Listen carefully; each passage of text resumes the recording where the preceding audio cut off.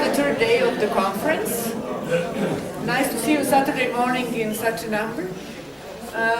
Well, we start with our keynote lecturer, Renee Timmers, please. She will talk about communication, music, and ensembles. You know her. Thank you very much. So lovely to be here, and thank you for organizing this great conference. So my talk is about expression and communication in musical ensembles. Am I audible in the back as well? So in this, I'm interested to explore what expression and communication means in musical context, as opposed to linguistic context, for example. And in this, as a sort of framework, I assume the Western classical tradition of performers playing more and audiences. And so expression is and communication is between performers as well as with audiences. But later on we'll see that the score doesn't necessarily have to be there. But just to present the context, this is the framework that I have in mind is Western classical music traditions. So we'll first look at how has empirical research defined these in solo performance contexts, and then we'll think about how this relates to ensemble communication and expression. So I'm looking at solo performance as well as ensemble performance, and I'll take two different perspectives, so an information processing perspective and an embodied cognition perspective, and see how these two types of approaches would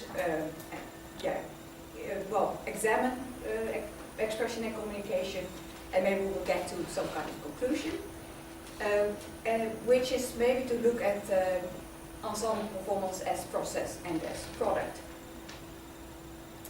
So this information processing perspective on musical communication goes with, classical paper in this area is by Kendall and Carteret, and it's indeed lots of people refer to this article when explaining musical communication. And in this paper they explain how a message or an expressive intention is transmitted from a composer to a performer to a listener, and is recoded from one state to another.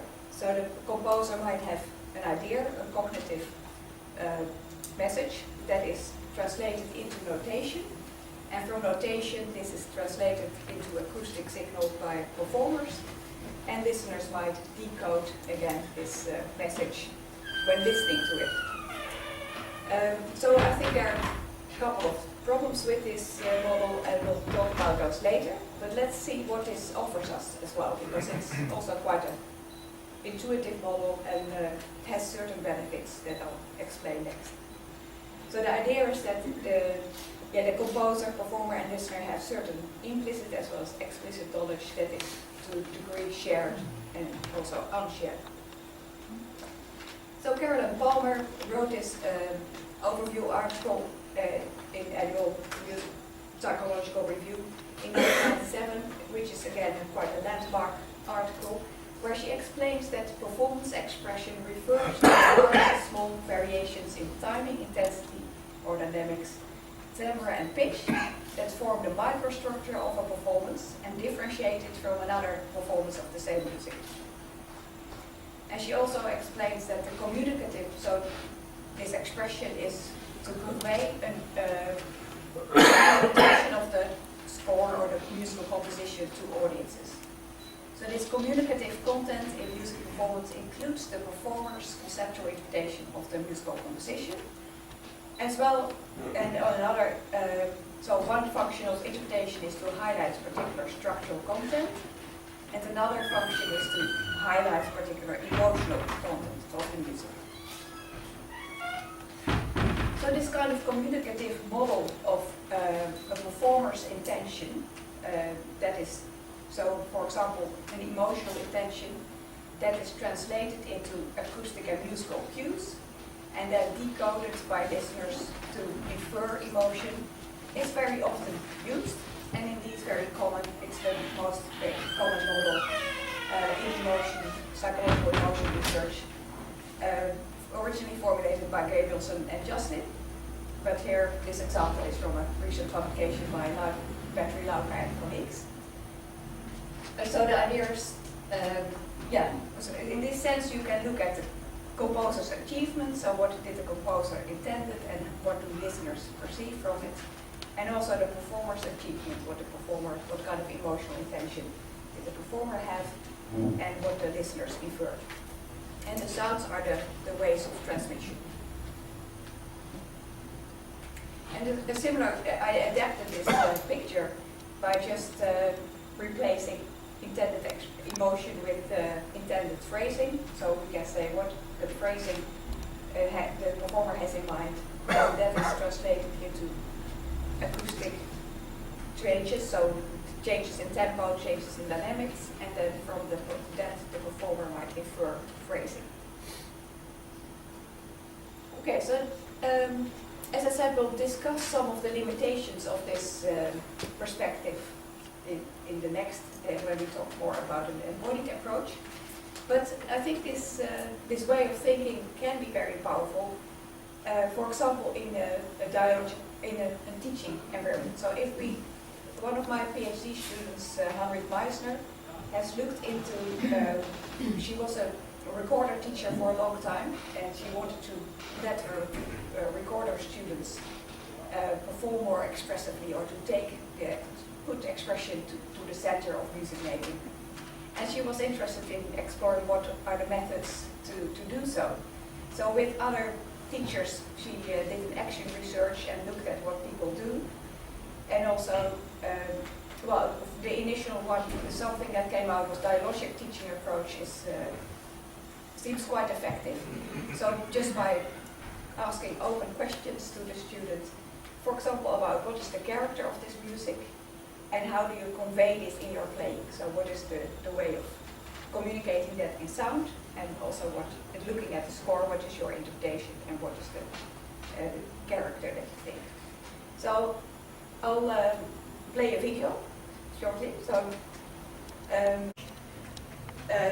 looked at the effectiveness of using this dialogic teaching approach to enhance expressive performance. So a group of students these were high school pupils.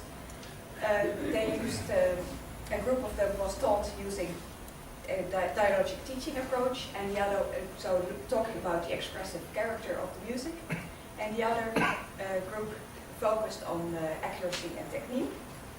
And the people performed the music at the start of the lesson and then at the end of the lesson, and these graphs show ratings of these performances by external raters who were aligned to which order these performances were played in.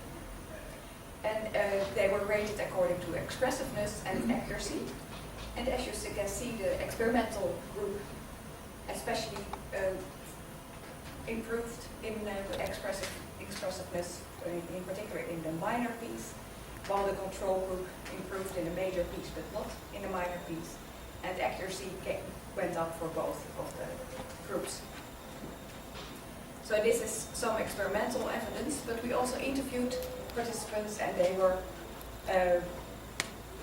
when being asked to reflect on what were useful aspects of these lessons, they pointed out that these questions about expressive character of the music was some of the things that were particularly new for them, and they made them aware of that it's not just playing the notes, but doing much more with the music. So explicit discussion of a performer's interpretation of music can be a pedagogical tool to increase musical awareness and enhance expressive performance. But now let's get into the limitations of this perspective. So it suggests as if abstract concepts are the origin of expressive performance, so that you have to sort of start with an idea and then put it into sounds, and then these sounds is just cues. So it reduces sounds to cues rather than the thing itself that is music. And also expression is not just, it reduces expression to sound, while actually we might say it's much more than only sound, it's also the body that is involved and the environment, so it's more external. So as Dan Wilkinson has argued, it negates the primacy of the sound in performance, and we'll get into that next. And I would argue also the primacy of the embodiedness of performance. So music can be known through sound and body interaction. There's no need for cognitive transformations. So it's not. So what would a embodied perspective indeed on solo performance argue that expression and communication consist of? Well, Dan Wilkinson argued that performance lies beneath all hearings of scores, including all imaginings of scores, and thus all conceptions of composition. So without a performance of music, you don't have an idea of how the composition would sound, and indeed composers use these notions of performance to imagine how music will be. So the performance is the thing that is primary, and conceptions and occasions come next. Andrea Schiavio, a PhD student, before PhD student of mine, also argues strongly for this embodied perspective on musical development. So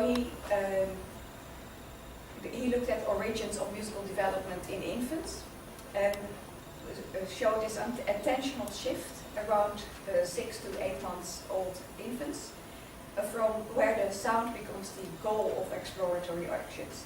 So, and I'll show that more in detail in the next slide. So he defines stadial musical acts, so where the music is the object, and he distinguishes between these initially or original stadial musical acts that are exploratory, and they become unified into constituted stadial musical acts.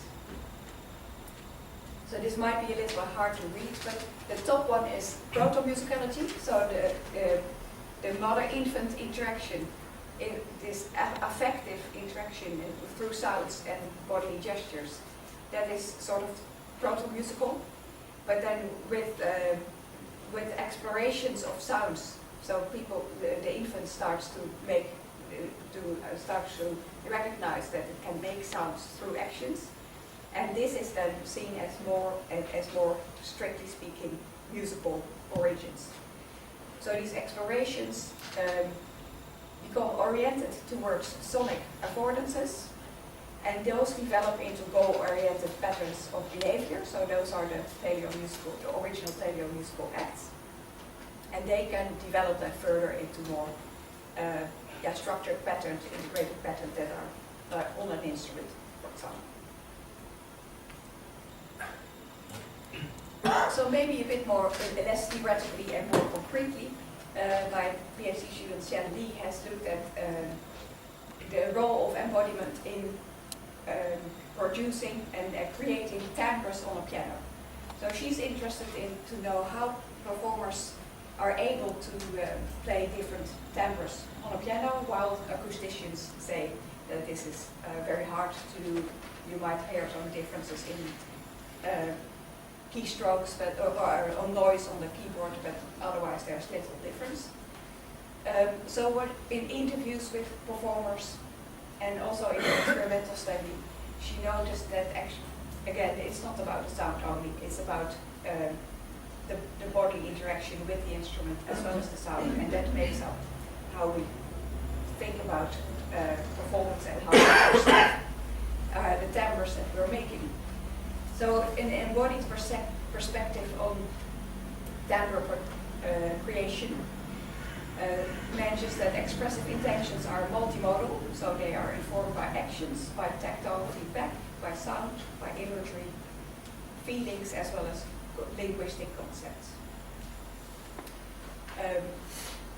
And these correspondences develop and are linked in real time.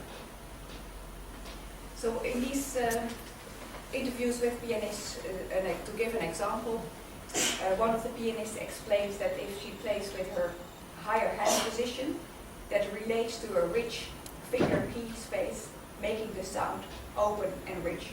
So she uses her hands as articulators and imagines that those a round kind of articulator also gives a round and rich sound.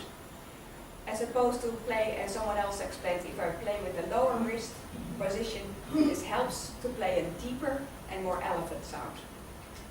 So that it's holistic, and those productions are integrated with the concept of sound. We can also look at listeners. So if we present only the visuals or the audio to listeners, or the visual and audio information, and we ask them, so we have asked the performer to play, for example, tense and relaxed, and we ask the listeners to rate, is this tense or relaxed? We can see here the differences in ratings. So if it's audio only, the difference in ratings between of tense in the relaxed context and in the tense context is only small. But if we have visual information, this difference is larger. So the visual only condition in this case is the best communicative dimension for tension. So I'll play you, and yeah, it's okay. I'll play you an example. And yeah, the question to you is this tense or relaxed playing?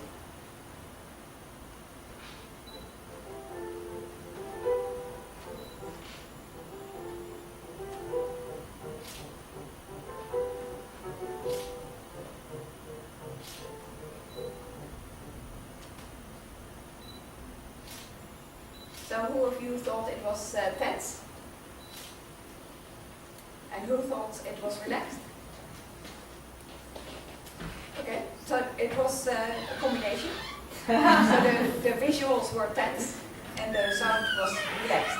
So this was not in the experiment, this is what you did afterwards. So you were both right.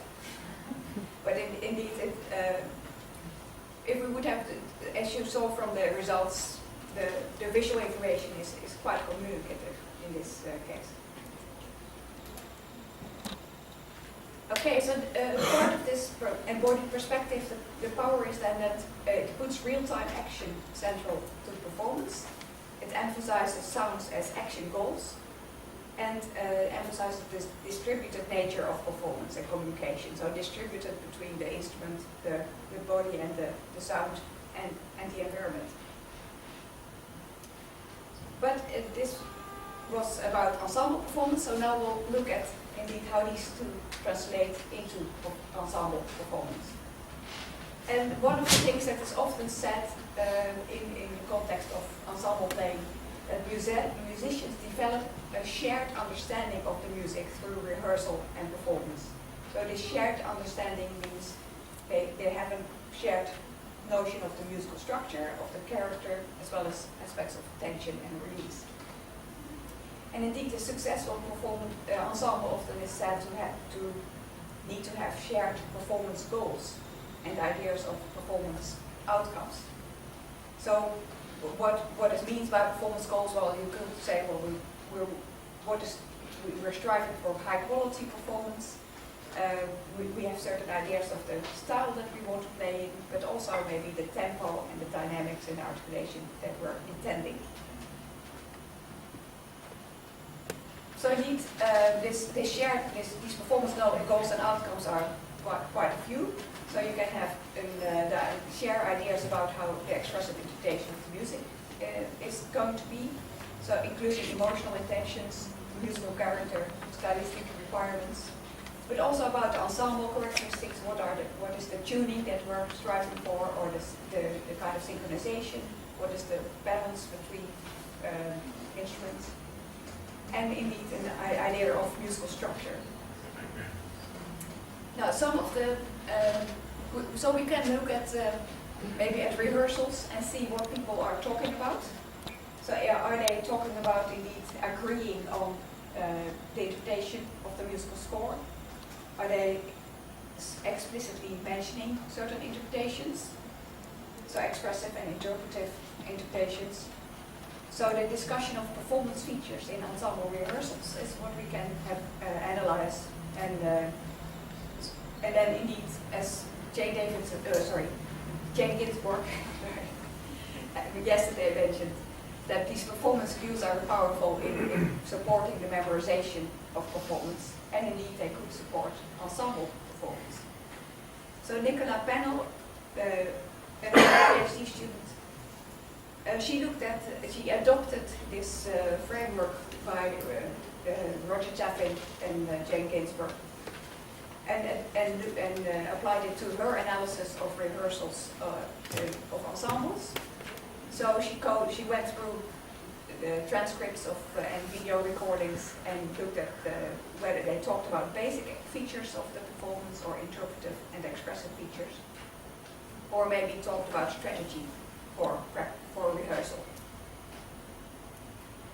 So this is a case study of a vocal quintet. And this quintet are good performers who came together for an MA in solo and ensemble singing. So she was able to follow them from the first rehearsal to the final rehearsal before a performance, before a concert, and looked at different aspects such as how much time is allocated to music making or just to talking in these rehearsals, and also what is talked about. Are they talking about basic aspects, strategic aspects of rehearsing, or interpretive aspects of the interpretation of the music, or something else, such as just social aspects. So as you see, there's this development over rehearsals that there's less talk about basic aspects and a bit more interpretive aspects in the later rehearsal. But in general, there's more music making towards the end, the last rehearsals, and more talking in the first rehearsals. So we can have a short look at one of these rehearsals and see how we interpret, how we code these utterances. So I'll play you the excerpt, and then you see the coding. I should have one of the tempos should be probably also basic, but anyway. Can you stop the recording, please, again? So the limitations of this perspective is much of the expressive interpretation remains implicit, and indeed rehearsal progress is to a large degree made through doing. And actually, I said Keller's article, they can be given as evidence for having a shared understanding, but on the other hand, he also very strongly argues for the role of action simulation. And also in Hadley's study, they use DMS to sort of interrupt this action simulation. So it is we use our motor knowledge to be able to synchronize with others. And of course, the familiarity with a co-performer's part or style doesn't mean that you have to know to have exactly the same sharing of musical representations. So you don't have to have the same kind of concepts. So what would be an embodied perspective on ensemble performance? Well, that emphasizes dynamic, adaptive, real-time and distributed nature of performance. So indeed people, so it is more real-time, it's not conceptual, it's done in doing. It is so mutually adaptive to different between people as well as instruments as well as sounds. And yeah, so I think this picture shows it nicely. It's quite hard to find an example of how this can be investigated. So, but one way I think so. This study that I'm now referring to didn't actually explicitly use an embodied approach, but we did. But it does show a concept that could be adopted. So ensemble communication from this perspective is defined as intended alignment of sounds through goal-directed action. So alignment can be done through synchronization, tuning, balance, alignment in articulation, and bodily gestures. So in the case of a string quartet, in this example, it's the sounds that are that communicate, as well as the body gestures and the actions producing those sounds. And through alignment, that's where communication happens. So we can interpret an ensemble as members of a communicative network, and in principle expect all directional adaptation. So adaptation between all performers. Maybe the flexibility of this network shouldn't be too big, because then you have a risk of instability. If people adapt too much to each other, you go all directions. And there's an influence of context as well as intentionality on this adaptation. So for example, this is a picture that shows how much people adapt to each other.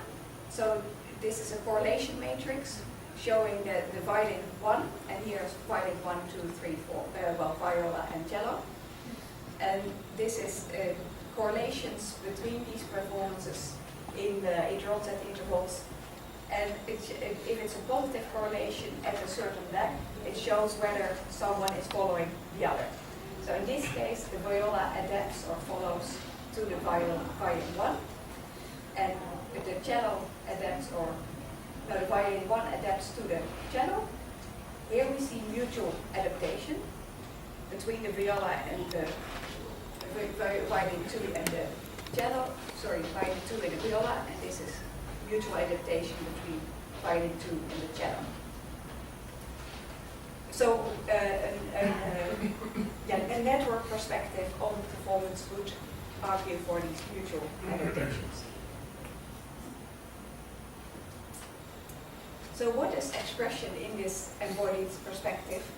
Well, it would centralize the energy, entrainment and excitement of live performance and embodied engagement with music from listeners, but as well as creative emergence of novel sounds, ideas, feelings and movements through a process over time, and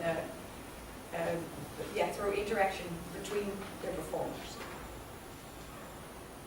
I'll just have a look at the time. Okay, so let's wrap up by looking at ensemble, process and product. So I think if we look at ensemble performance, it becomes very clear that expression and communication are strongly embodied. So a dynamic, adaptive, real-time and distributed concept of expression and communication is what is needed to understand ensemble performance, because it really happens in real time between people, and it's the alignment of sounds as well as embodied interactions that make the ensemble coherent rather than having exactly shared understanding of the music. Still, musicians bring and develop ideas about the ensemble performance as product. So they do have certain ideas of how interaction should be realized, what kind of synchronization objectives people have, what is the balance that they might strive for, or the tuning. And as well, they might have ideas about performance, expressive timings and dynamics. But these things are not, these are emergent from the process. So the process is first, and then maybe aspects of the product develop. So to close off with an example of how maybe these notions of ensemble aesthetics or the product of ensembles might change over time. I have here two short fragments from Nederlands aan Spinrade, sung by Emma Enes and Ludmila Janovic. So the first one is a very early performance where I'd like you to listen to the relationship between the singer and the piano accompaniment. And this is very different in the two performers, so they have different aesthetics or different ideas about the product of performance. But this is realized through differences in process.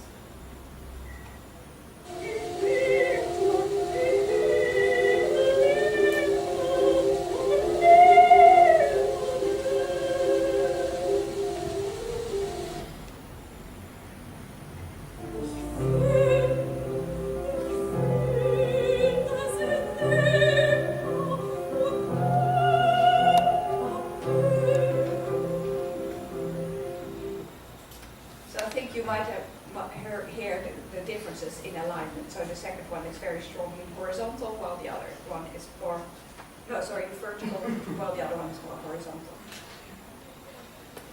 So to conclude, we looked at the benefits and limitations of an information processing perspective on expression and communication, and especially the explicit discussion of musical character and performance cues that can be helpful in teaching and learning context. We also looked at the relevance of an embodied perspective, so sound as action goals, communication as alignment, and expression as distributed. And then maybe looking from, looking as on ensemble performance as a process is especially aligned with the embodied perspective, but then we also should think about what are the product goals that people might have. And this is something that arises from the process. But these product goals are actually not so much investigated in research, so definitely something to investigate in future studies. So I'd like to acknowledge the contributions from different PhD students as well as collaborators in the University of Sheffield, of Birmingham, Satoshi Endo and Alan Wick. Thank you very much.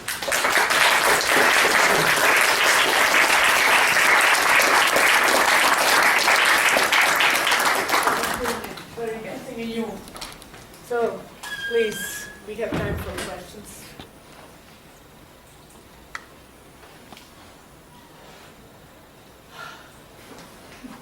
What to ask? Perhaps I start to break the ice.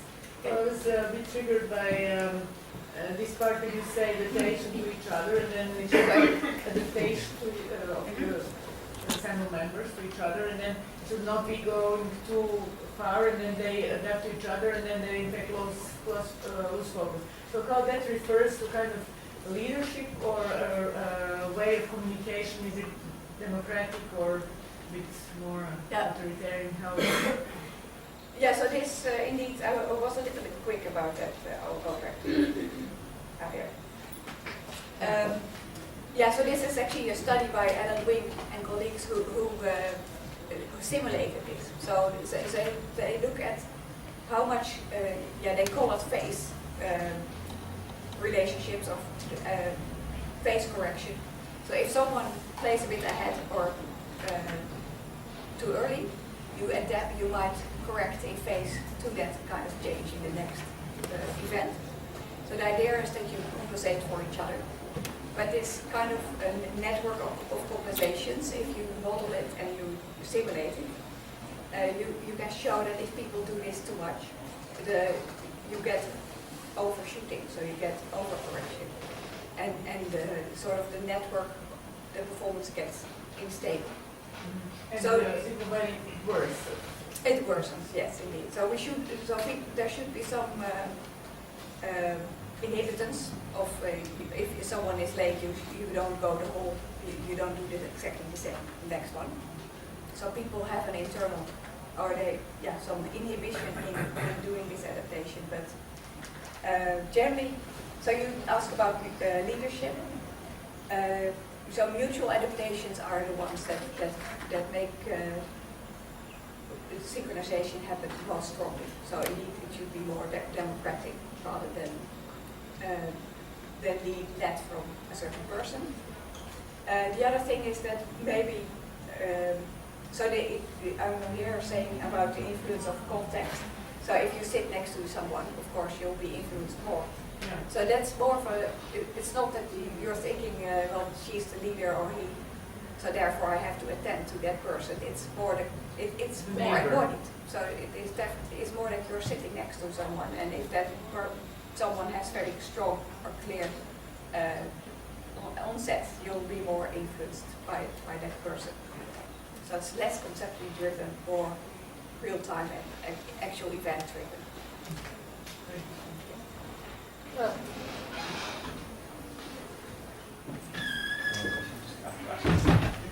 About this study here, so did you measure the onset of the instruments by looking at the the computer screen and clicking with a mouse, or some automatic procedure? Automatic procedures. So this was done with in collaboration with Satoshi Endo, Ah, and so these performers were all separately recorded, and there was a low pass filtering and this section, and then So then I have another question. So is it possible to give the performers feedback that they're either overcompensating or undercompensating, and then that they actually learn to come towards the middle? That's very difficult because these phase corrections are rather automatically done rather than consciously. So if people are consciously starting to do certain things, that might actually disrupt how well it is going. But maybe with all these things also, often conscious things are useful at the start, and then things become automatic. So maybe it might help for a long.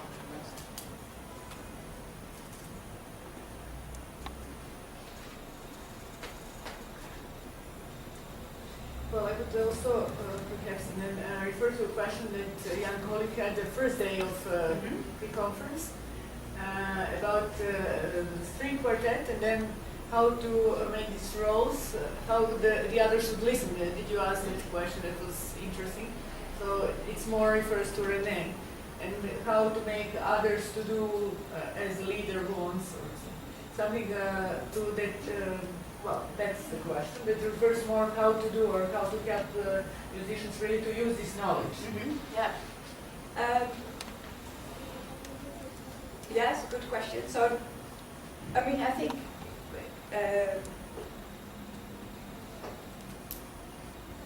so partly the idea, well, one very concrete thing is just pay more attention to what the body is doing than just than is done typically in music lessons. So although we, of course, through gestures, or we do attend to it to some extent, but not much. So being communicative in those ways could help. And maybe we can actually. So the other thing is that the attacks and the way we play it should give the information. So we could be much more clear in our articulation, for example, in the clarity. In the music part. So making less fights, verbal fights, and then indeed. So I must say, my professor was your student actually, and she. So I have to be blamed. No. She told us exactly this. So I'm the leader of the quartet, but I was a bit passive at the beginning because I didn't know how to do it, and everybody tended to go to rush or to fall behind. So she told me I must be more suggestive in my movements, and then I started to go on the other hand and too suggestive. So I must go back a bit on the middle. And actually, when you have that problem in the quartet, for example, because I know that feel the best, if we have a problems with tempo, it's the one person who starts it, and we all rush, for example. And that all goes to catastrophe, so we must put metronome on and play it a few times, and then it is all clear. And if there is a problem, somebody has to adjust it by himself when he practices alone at home, so that we could all know what to do. And ideas are actually, we are all different persons and we have different ideas, but they must be universal by the style of piece, the composer idea, so dynamics that are written down in the score. And everything must be democratic, actually. But there must be a leader, so it doesn't have to be a first violin. We had a first violin that was always Russian, so the cello was keeping tempo, for example. And we must know each other's good sides and bad sides, so we can know what to do in a performance. So it depends on the type of piece. That's Haydn quartet. If I'm not wrong, it's really hard to keep a tempo. But if you have a romantic quartet, like Schubert or something, it tends to be more expressive and the tempo is a bit not so precise, and it matters what is the pace. So I think that this sort of embodied perspective is something that is very intuitive for performers and makes a lot of sense, and was really, I think it's not so very, in a way, not very new. But then, on the other hand, if people start to talk about it and theorize it, they tend to adopt more of an information processing perspective. So that's why I think it's useful to know about these different ways of thinking about what is happening in performance. Yes, Sorry. Just one more sentence. Okay. Our professor did that exactly because we didn't know. We had a feeling, intuitive feeling about that, but we didn't know exactly how can we use it. Okay, we have another 2 questions. But first, do you have any data, have you asked your subjects about some self-report or self-evaluation? What are their insights about those things that you were objectively trying to... So for this this study, we also asked people how they think they attend to others. So how much attention do people give to the different performers in the group, and also we asked other people how much do you think someone else attends to the others. And this was not exactly in line with the findings that were measured, but I think they both are probably true. So it might just be that you attend to someone at certain crucial moments. So like at the beginning, you do need a leader to start people off or to make transitions. This is more, what this measures is more the overall thing, what happens whilst playing. So the small kind of corrections that you're doing, but if something more explicit is happening, then maybe a leader will need to come in, and it needs to be more deliberate. and last question. Thank you for the very nice talk. It's great to hear. I was wondering just about your conclusion in terms of you made a very nice comparison of the pros and cons of the two epistemological approaches, if you like. So, old school artificial intelligence, information processing, and embodied forms, or whatever it's called. So, what's your conclusion? Is it we take from each what we like and we let them be, or do we want to try some sort of theoretical as well reconciliation, if you like? So, some sort of new programs in which the two are going to meet and converge, and not just be. I mean, you know that I told you linguistics is a big issue, but in music psychology, I guess it's an issue as well. Yeah, I think so. So what's your take on this? I think we need to have an embodied approach, but we shouldn't forget what some of the important findings from the other approach, and maybe the other approach some aspects of it need to be modified, but then we can use them for our purposes, so we don't have to dismiss it totally.